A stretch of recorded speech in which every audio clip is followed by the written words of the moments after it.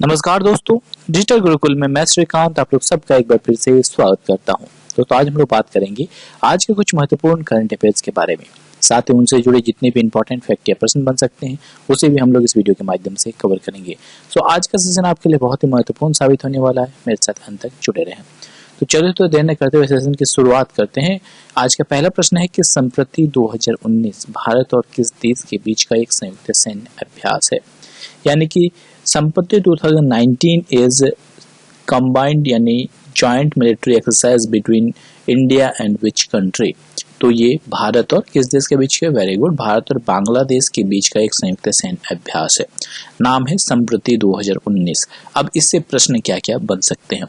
सबसे पहले ये कब से कब तक होने वाला है, ये 2 मार्च से लेके 15 मार्च 2019 तक होने वाला है। ठीक है, इसके अलावा ये कितने नंबर का संस्करण है, तो ये 8वां संस्करण है संप्रति का। ठीक है, इसके अलावा यहाँ से प्रश्न बन सकता है कि ये कहाँ आयोजित किया जा रहा है, तो ये 8वां अभ्यास जो है वो बांग्लादेश में आयोजित किया जा रहा है। यहाँ से कुछ और चीजें आपको ध्यान में रखनी है, जैसे पूछा जा सकता है कि 2019 में और कौन से युद्ध अभ्यास हुए हैं। कोबरा गोल्ड युद्ध अभ्यास हुआ है कहाँ पे, थाईलैंड में हुआ है।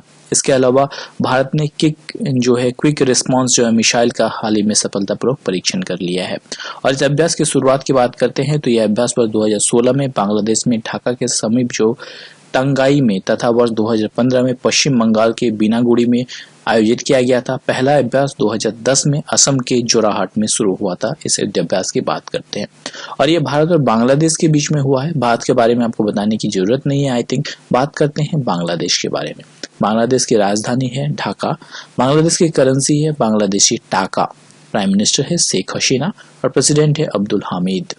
चलिए अगले प्रश्न की ओर बढ़ते हैं। अगला जो प्रश्न है कि हाल ही में T20 में 8000 रन बनाने वाले पहले भारतीय खिलाड़ी कौन बन गए हैं। यानी कि वो become the first Indian player to score 8000 run in T20। तो हाल ही में T20 में 8000 रन बनाने वाले पहले खिलाड़ी बन गए हैं भारत के सुरेश रैना। इसके अलावा सुरेश रैना ने T20 में 8000 रन बनाने वाले पहले भारतीयों का गौरव हासिल किया है। उन्होंने दिल्ली में सैयद मुश्ताक अली ट्रॉफी मैच में पुडुचेरी के खिलाफ यूपी के लिए 12 रन बनाकर यह उपलब्धि हासिल की है। वह MS धोनी के बाद 300 T20 खेलने वाले दूसरे भारतीय खिलाड़ी भी बन गए हैं।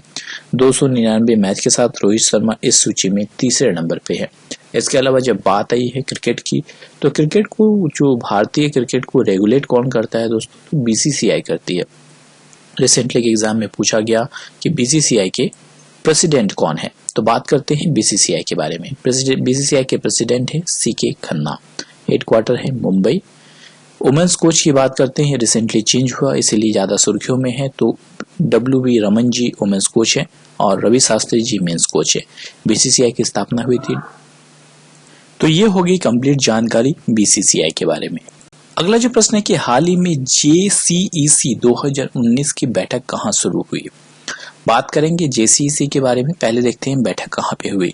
ये बैठक जो हाल ही में शुरू हुई नई दिल्ली में। अब डेफिनेटली आपके मन में आता होगा सर JCEC क्या है। JCEC का फुल फॉर्म है joint commission for economic corporation और ये शुरू हुई 26 फरवरी 2019 को ये होने वाली है। इसके अलावा JCEC भारत इटली संयुक्त आर्थिक सहयोग आयोग है और 26 फरवरी 2019 को नई दिल्ली में 20वें भारत इटली संयुक्त जो आयोग है इसकी बैठक हुई। JCEC दोनों देशों के वाणिज्य और उद्योग मंत्री के स्तर पर आयोजित द्विपक्षीय व्यापार। इसके अलावा इसके पहले यानी कि ये तो 20वां सत्र था, 19वां सत्र कहाँ हुआ अगर पूछा जाए तो ये सत्र 2017 में रोम में आयोजित किया गया था। अगला जो प्रश्न है कि हाल ही में पुलिस शिकायत प्राधिकरण के अध्यक्ष के रूप में किसे नियुक्त किया गया, यानी who was appointed as the chairman of the police complaint authority. तो हाल ही में पुलिस शिकायत के अध्यक्ष के रूप में चुना गया है किसे दोस्तों, हाल ही में PS तेजी जी को चुना गया है। न्यायमूर्ति सेवानिवृत्त PS तेजी को 26 फरवरी 2019 को पुलिस शिकायत प्राधिकरण के अध्यक्ष के रूप में नियुक्त किया गया है। अगला जो प्रश्न है कि हाल ही में रेल मंत्री पीयूष गोयल द्वारा देश भर में रेलवे में चल रहे काम के बारे में लोगों को सूचित करने के लिए क्या लॉन्च किया गया। तो हाल ही में हमारे रेल मंत्री पीयूष गोयल द्वारा रेलवे के बारे में चल रहे कामों के बारे में जनता को जागरूकता फैलाने यानी लोगों को सूचित करने के लिए रेल दृष्टि डैशबोर्ड का जो है वो लॉन्च किया गया। इसके अलावा इसके बारे में कुछ और खास बात करते हैं। इसे एक्सेस करने के लिए मोबाइल लैपटॉप के उपकरणों से भी इसे एक्सेस किया जा सकेगा। अब बात आई है रेल मंत्रालय की, तो हमारे रेल मंत्री हैं पीयूष गोयल। इसके अलावा रिसेंटली रेल बोर्ड के चेयरमैन जो है वो चेंज हुए हैं। पहले रेल बोर्ड के चेयरमैन थे अश्विनी लोहानी जी, अब जो नए बने हैं वो कौन है दोस्तों? विनोद कुमार यादव जी। अगला जो प्रश्न है, हाल ही में किस राज्य में राष्ट्रीय डिजिटल संस्थान का उद्घाटन किया गया? तो हाल ही में कहां किया गया दोस्तों? हाल ही में बोथ A&C यानी कि मध्य प्रदेश और असम में डिजिटल डिजाइन संस्थान का उद्घाटन किया गया। मध्य प्रदेश के भोपाल और असम के जोरहाट में राष्ट्रीय डिजाइन संस्थान का उद्घाटन किया गया। उद्योग और आंतरिक व्यापार संवर्धन विभाग, वाणिज्य और उद्योग मंत्रालय के तहत इसका उद्घाटन किया गया। राष्ट्रीय डिजाइन संस्थान जुलाई 2019 में 4 वर्षीय स्नातक पाठ्यक्रमों में 60 छात्रों के साथ अपनी शैक्षणिक यात्रा शुरू करेगा।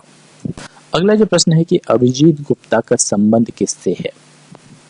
वेरी गुड, अभिजीत गुप्ता का संबंध है शतरंज से। देखिए दोस्तों, इस तरह के प्रश्न बहुत ज्यादा पूछे जाते हैं क्योंकि जो नाम चर्चे में रहते हैं उससे संबंधित प्रश्न आने की संभावना होती है। तो अभी अभिजीत गुप्ता चर्चे में है। अब चर्चे में क्यों है? क्योंकि भारतीय ग्रैंड मास्टर अभिजीत गुप्ता ने 25 फरवरी 2019 को शतरंज के लिए कान इंटरनेशनल ओपन ट्रॉफी प्राप्त की है। उन्होंने बेलारूस के निकटतम प्रतिद्वंदी को हराया है। इसके साथ उन्होंने 9वें और अंतिम दौर में इटली के पियर लुइगी बॉस के साथ एक आसान ड्रॉ खेला। अब अभिजीत गुप्ता का संबंध है शतरंज से।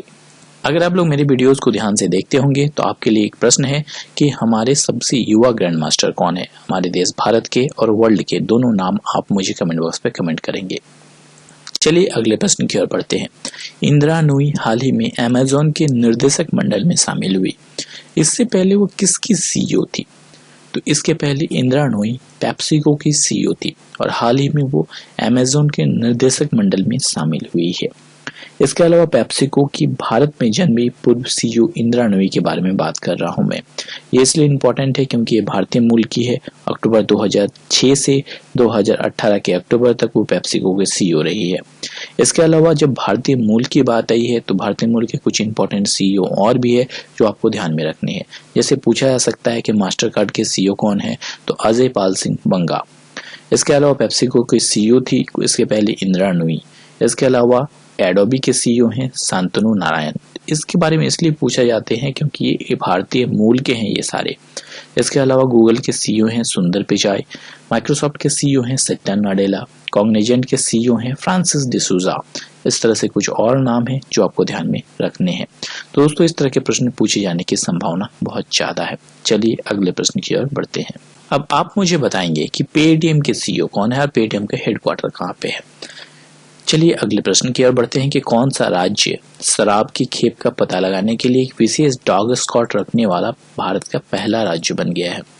तो हाल ही में बिहार जो है डॉग स्क्वाड रखने वाला पहला राज्य बन गया है। आपको पता है कि बिहार में शराब जो है पूरी तरह से बैन कर दिया गया है और इसके लिए कुछ लोग क्या करते थे कि शराब को छुपा के रखते थे।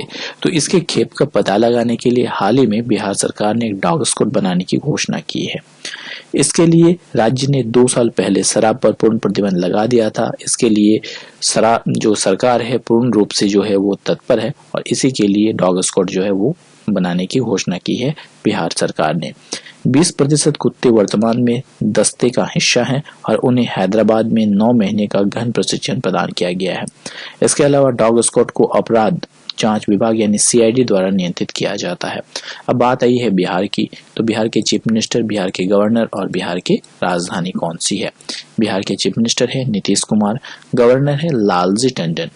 ज्यादा चर्चे में है बिहार के गवर्नर क्योंकि हमारे जो अभी राष्ट्रपति हैं रामनाथ कोविंद जी वो भी बिहार के राज्यपाल थे। इसके अलावा बिहार की राजधानी है पटना।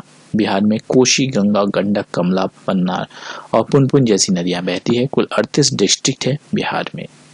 दोस्तों, आज के लिए इतना ही। अगर आप लोगों को मेरा ये सेशन पसंद आए तो जरूर शेयर और लाइक करना मत भूलिए। साथ ही इसे अपने दोस्तों को भी शेयर करें ताकि उनको भी इसका फायदा पहुंच पाए। इसके अलावा कल मैंने आपसे पूछा था कि हाल ही में 91वें अकादमी पुरस्कार यानी ऑस्कर अवार्ड की बात की जा रही है। मैं सर्वश्रेष्ठ सहायक अभिनेत्री का पुरस्कार किसे मिला? तो रेजिना किंग को सर्वश्रेष्ठ सहायक अभिनेत्री का पुरस्कार मिला था ऑस्कर 2019 में। इसके अलावा बाकी की लिस्ट जो है आप यहाँ से देख सकते हैं। Best picture Green Book, best director Alfonso Cuaron, best actress का रामी मालिक और बेस्ट एक्टर जो है ओलिविया कोलमैन को मिला था। इसके अलावा आज के लिए आपका क्विज का प्रश्न है कि राष्ट्रीय ई गवर्नेंस अवार्ड 2019 के लिए कौन सा एप्लीकेशन को चुना गया? Hotstar, IRCTC rail connect, free charge या फ्लिपकार्ट? आप मुझे कमेंट बॉक्स पे कमेंट करके बता सकते हैं इसका उत्तर। साथ में आप चाहे तो मेरे साथ मेरे टेलीग्राम पेज और मेरे फेसबुक पेज से जुड़ सकते हैं। इसके अलावा रेलवे RRB के लिए मैंने स्पेशल क्लास जो है वो शुरू कर दी है। आपको जल्दी ही उसके वीडियोस मिल जाएंगे, चाहे मैथमेटिक्स हो, फिजिक्स हो, केमिस्ट्री हो या बाकी सब्जेक्ट हो, आप चाहे तो उसे भी देख सकते हैं। दोस्तों आज के लिए इतना ही। मैं जल्द ही मिलूंगा नई वीडियो नई नॉलेज के साथ। तब तक हंसते रहे, मुस्कुराते रहिए। Thanks for watching my video. जय हिंद, जय भारत दोस्तों।